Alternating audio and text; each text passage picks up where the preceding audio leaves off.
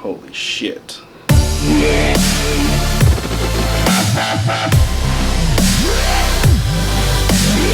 Hi guys, it's Marcus from Big Time Super Friends, and I just finished witnessing the defeat of Holm and Conor McGregor. Oh shit. First, let's start off with the Holm thing. Now Holm, that fight was interesting. We all knew, or at least I did, that Miesha Tate had a legitimate shot of actually beating Holm because of her well-roundedness, her grittiness, her desire never to give up. And that's what was happening. First round showed up, Holm was doing typical Holm stuff. Point scoring, in and out. Really got the better exchanges when it comes to with Miesha Tate in the first round. Second round happens. Holy shit, early in the second round, Miesha Tate takes Holm down. Now, I knew at some point that this was going to happen. It was inevitable. It was going to happen. The question is, how does Holm deal with that situation? Someone like a Miesha Tate constantly being pressuring her on top with attacks, submission attempts, the whole nine. Does she get straight up? Is she good defensively on the ground with submissions? She didn't look very hot. She looked like she was struggling. So Miesha Tate won round two. Holm round one. Round three, same thing. This time around, Holm was a little more hesitant in delivering those straight lefts that she's known for. But she still won that round. She outscored Miesha Tate. Round four, she outscored Miesha Tate again. And round five, it looked like she was going to win the fight. Holm, that is. Outscoring her. I thought going into the fifth round, like in the middle of the fifth round, I was like, okay, this is 4 rounds to 1. This is like not an easy win, but for sure on the scorecards, it should have been a no-brainer. And then she counters and takes Holm down again. This time, all hell broke loose because Miesha Tate knew going in she needs to finish this right away. There is no waiting, and she literally shot in, got to the back. As soon as she got to the back, had one hook in with her right hook in, immediately attacked the neck, had it locked good, deep in position. Holm stood up, and the reason why she was able to get the rear naked choke on Holm is because while Holm had Miesha Tate on her back, she wanted to stand up, and she did, but in doing so, she exposed her neck clean for Miesha Tate to wrap and secure that choke. And in full desperation mode, Holm tried to flip Miesha Tate over. Didn't work. She still had it locked.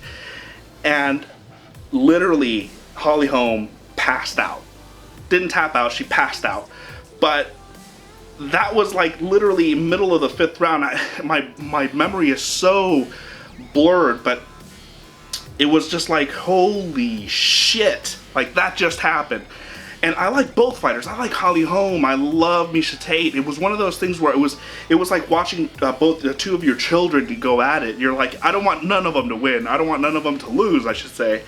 And you know, on one hand, I'm sad that Holm lost because I thought, you know, she had a good chance of making a long championship run. She will be back. For sure she'll be back. If they get the rematch with Miesha Tate again, I think she has a good chance of beating her this time around without making those mistakes that she was making, essentially outscoring her. But I'm also happy for Miesha Tate because Miesha Tate has been looking for some championship gold for years, and she's never ever gotten it.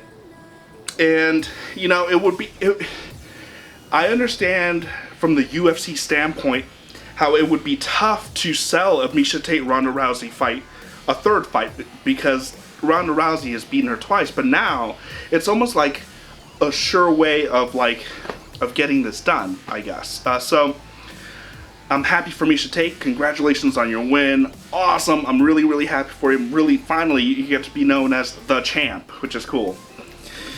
Now on to Conor McGregor and Nate Diaz. Now, in my previous video, you can check it out down below. I'm pretty sure if you check out my channel, I uploaded a video 2 days ago right after the weigh-ins, and I was talking about how a lot of people were underestimating the possibility of Nate Diaz winning. He had a really good chance of winning, but people were doubting him. Conor McGregor is my favorite fighter as of right now. He's still my favorite fighter.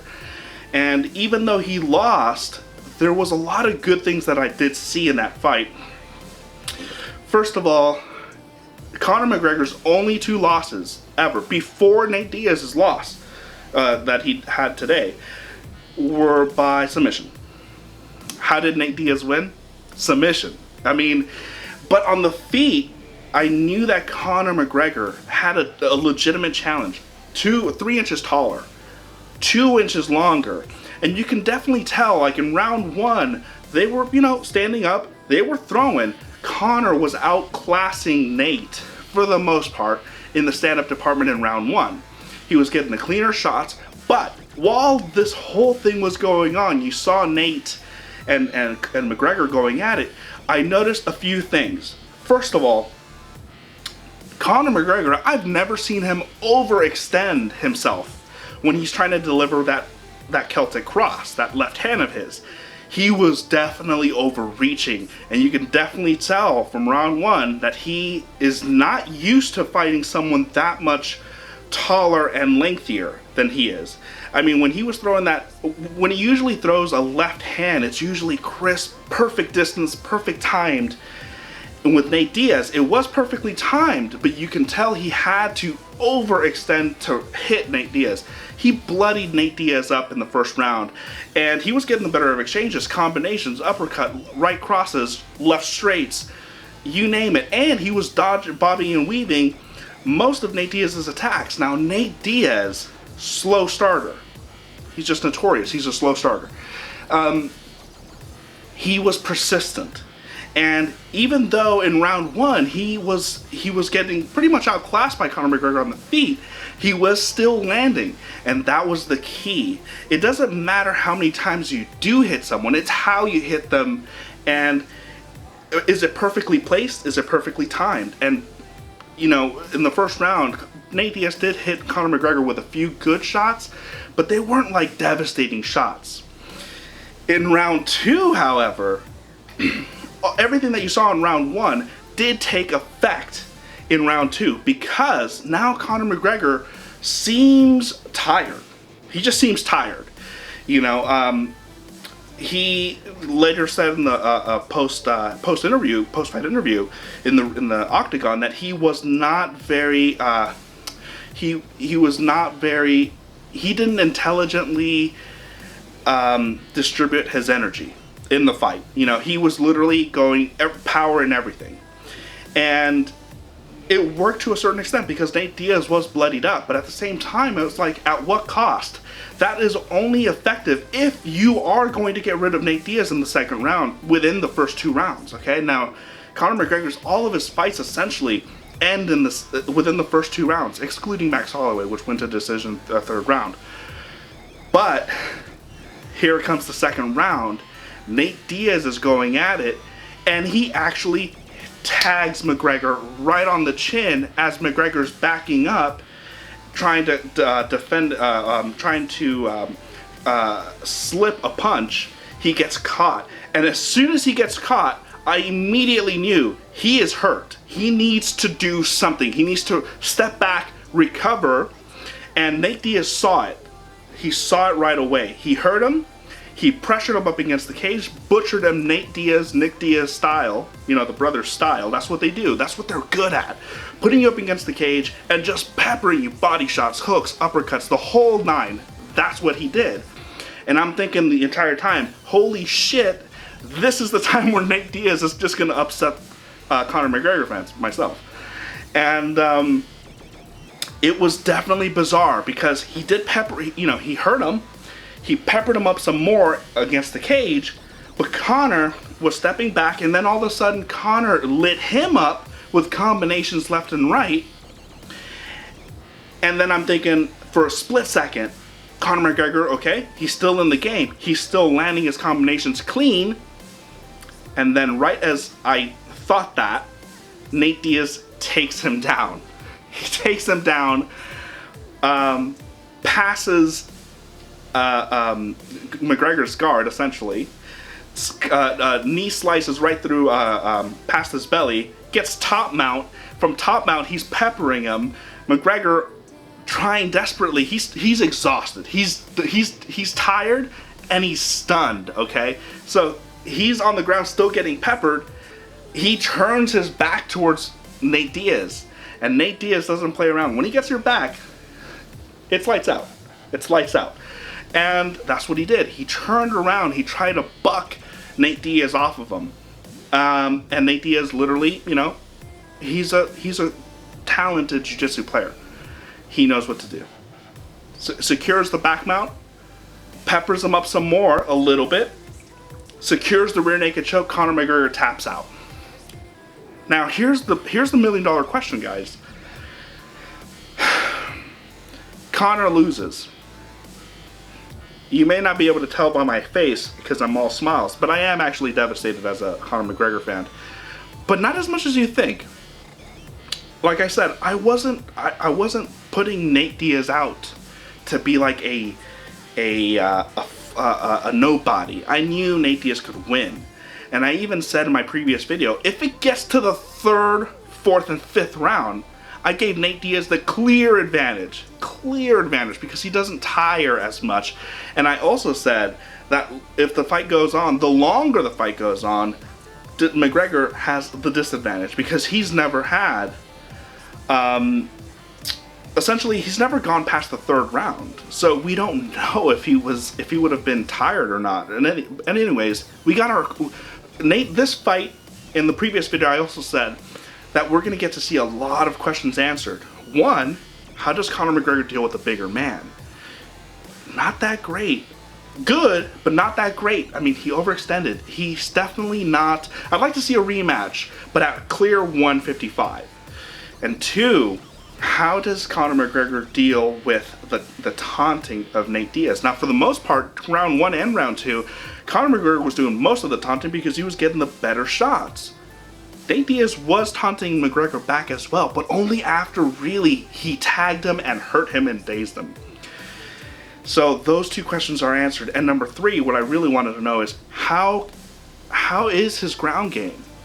If someone were to take him down and just butcher him, is he good enough to get back up? How good is his jiu-jitsu defense? He's a jiu-jitsu brown belt, so he should be very, very good. But I don't know if he tapped out because Nate Diaz was just that much better, or he was dazed, stunned, and tired, and made a stupid mistake. Who knows? The point is this. McGregor loses. What happens now? Everyone has to ask themselves, what happens now? Does he get an opportunity to fight at 155 for a title? Personally, even though I'm a McGregor fan, I would say no. He should not have a title shot at 155.